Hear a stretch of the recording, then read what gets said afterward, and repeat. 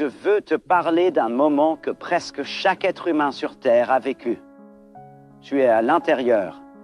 Dehors, il y a un orage. Le ciel devient sombre. L'air change. Tu peux le sentir, cette odeur étrange et piquante qui précède l'éclair. Et puis, un éclair. 1 seconde, peut-être 2. Et puis le tonnerre. Tu sais que les éclairs sont dangereux. Tu sais qu'il ne faut pas se mettre sous les arbres. Tu sais qu'il faut sortir de l'eau. Mais je te demande, sais-tu vraiment ce qu'est un éclair? Ce qui se passe vraiment dans cette seconde où le ciel touche la terre? Parce que si tu comprends vraiment ce qu'est un éclair, alors tu ne comprends pas seulement un phénomène naturel. Tu comprends ce qu'est la charge électrique. Tu comprends ce qu'est un champ électrique.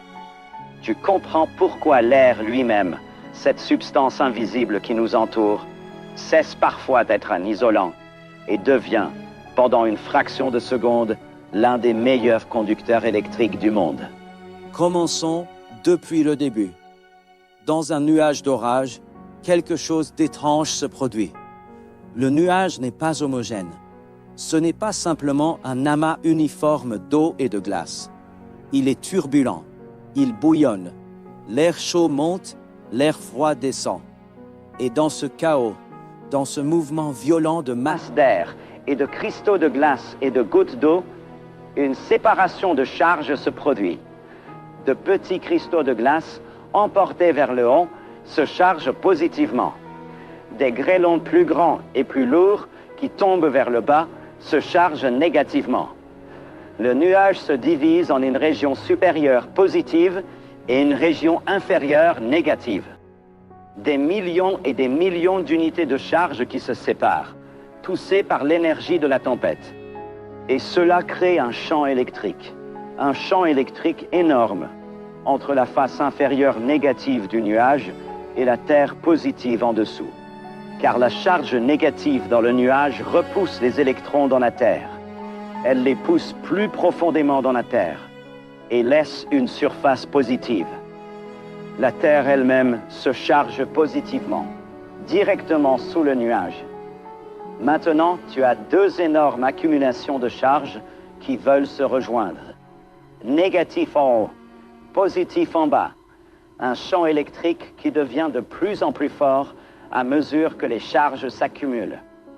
La nature n'aime pas ça. La nature veut corriger ce déséquilibre. La charge veut circuler du nuage à la terre. C'est l'erreur que le ciel veut corriger. Mais entre le nuage et la terre, il y a de l'air. Et l'air est normalement un isolant. Les molécules dans l'air, azote, oxygène, retiennent fermement leurs électrons. Elles ne laissent pas passer le courant. Le champ électrique ne peut pas simplement pousser la charge à travers l'air, normalement.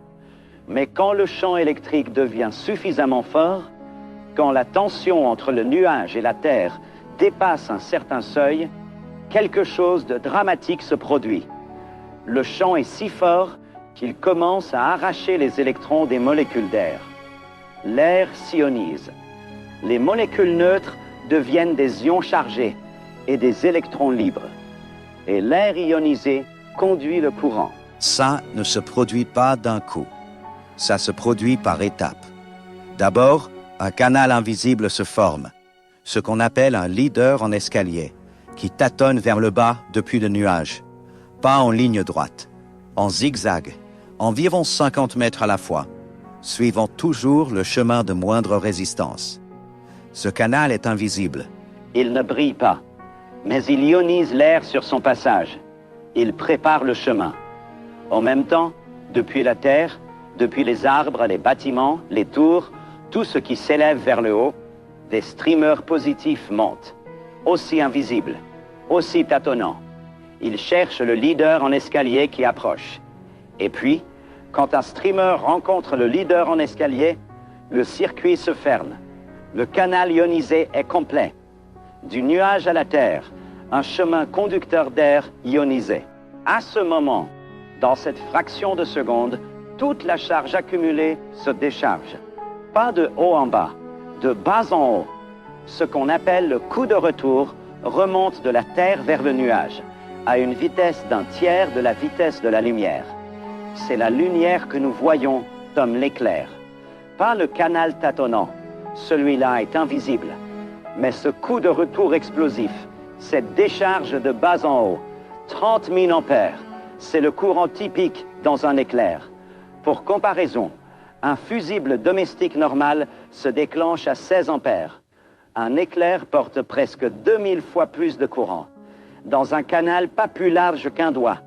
La température dans ce canal, dans ce chemin d'air ionisé, large comme un doigt, atteint 30 000 Kelvin. C'est 5 fois plus chaud que la surface du Soleil. Et tout ça dure moins d'une seconde. Le processus entier du premier leader en escalier au coup de retour est achevé en un tiers de seconde. Et puis, la charge est équilibrée. L'erreur est corrigée. La tension est dissipée.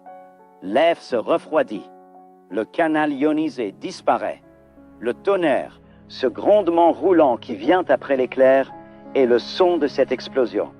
L'air dans le canal, large comme un doigt, est chauffé si rapidement à 30 000 Kelvin qu'il se dilate de manière explosive. Cette expansion crée une onde sonore massive et tridimensionnelle qui se propage dans toutes les directions. C'est le tonnerre. La lumière voyage plus vite que le son. C'est pourquoi tu vois l'éclair d'abord et entends le tonnerre plus tard. Pour chaque 3 secondes entre l'éclair et le tonnerre, l'orage est à environ 1 km. Mais maintenant, je veux que tu réfléchisses à quelque chose qui me fascine encore et encore.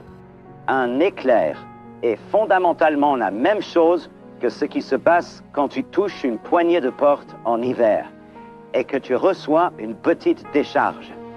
Décharge statique, séparation de charge, tension accumulée, ionisation de l'air, décharge, le même phénomène, juste à une échelle inimaginablement différente. Le petit craquement à la poignée de porte, quelques millimètres d'air ionisé, quelques microsecondes, quelques microampères. L'éclair, des centaines de mètres d'air ionisé, 1 tiers de seconde, 30 000 ampères, 5 fois plus chaud que le Soleil. La même physique, le même mécanisme, les mêmes équations, juste un ordre de grandeur différent. C'est la beauté de la physique. Elle ne connaît pas d'échelle. Les équations qui décrivent le petit craquement à ta poignée de porte décrivent aussi l'éclair. Et les mêmes équations décrivent aussi comment l'énergie est transférée dans les étoiles, comment les ondes radio voyagent dans l'espace. Tout pareil, charge, champ, tension, décharge, encore et encore, à toutes les échelles, dans tous les ordres de grandeur. La prochaine fois qu'un orage arrive, reste à l'intérieur, reste en sécurité, mais regarde dehors, regarde les éclairs, et souviens-toi, tu ne regardes pas un spectacle naturel. Tu regardes la nature corriger un déséquilibre électrique. Tu regardes des millions d'unités de charge qui filent à travers un canal d'air ionisé large comme un doigt, 5 fois plus chaud que le Soleil, en 1 tiers de seconde. Tu regardes la physique qui maintient le monde ensemble et parfois, pour un moment, le fait exploser. C'est l'électricité, c'est la physique, c'est le monde.